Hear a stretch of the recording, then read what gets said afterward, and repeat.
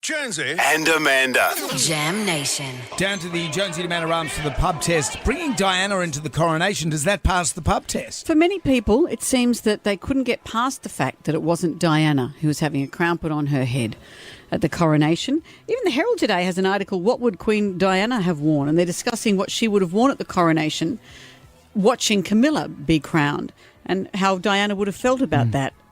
People feel that, some people seem to feel that Diana is still the rightful queen. Well, Paul Burrell said she would have gone along looking glorious in her 60s, outshining everyone.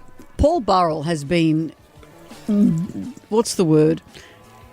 Everyone has turned their back on Paul Burrell. He stole stuff. Not even allegedly, he's been charged with it.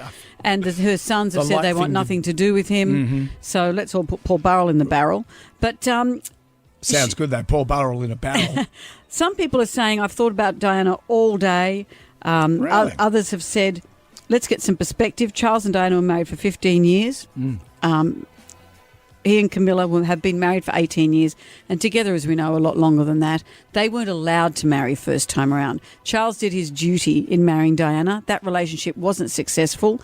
They did divorce before she passed away, but some people still wanted it to be Diana. Should she be brought into the Coronation? Does that pass the pub test? No, because I think that Charles and Camilla loved each other right from the get-go and were not allowed to be together because all these people knew better.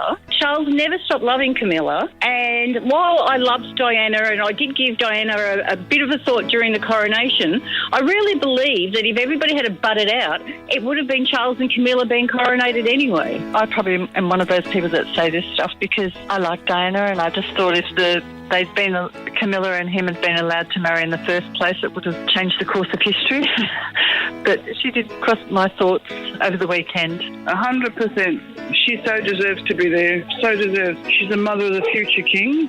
Not the hussy that they've got there at the moment. The pretender, the mistress, the one that destroyed the marriage, and the childhood dreams of those two young boys. Appalling. No, it doesn't. I don't know why people are so mean. They should be very happy for Charles and Camilla that they've found love, because there's too little of love in the world today, I think. I think Diana's death broke the hearts of those boys. Kids can cope with divorce. See, that's what Camilla's up against. But there's a bit in Harry's book she's up against. when Charles tells Harry that Mum's dead, and because he's out of the country and he's at home, and he says, your mum's gone. You know, darling boy, your mum's gone. And then Harry didn't believe that his mother was actually dead. He was like that twisted. He thought that his mother, for years, up until he's in his 20s. Yes, that's he right. thought that his mother's going to come back. It's a terrible thing for anyone to lose a mum. To lose her in those circumstances with the eyes of the world on you, so hard. But is that where Camilla didn't kill Diana? No. The system did, man. Well, maybe. But maybe the system conspired to give Diana a very hard life. Or maybe poor choices killed her. But this is the thing, that maybe if he could have married Camilla off the get-go, everyone would have been happier.